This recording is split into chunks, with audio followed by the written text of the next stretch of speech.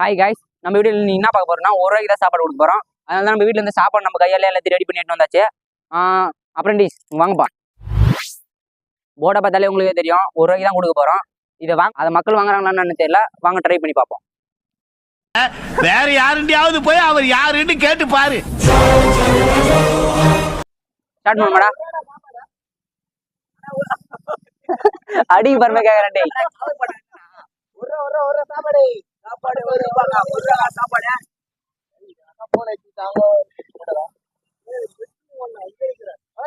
சரி அப்ப போர்டு வச்சுட்டு போ.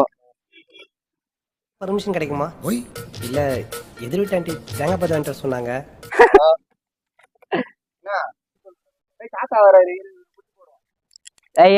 சும்மா போண்டே கூப்பிட வாரணும். சும்மா போண்டா.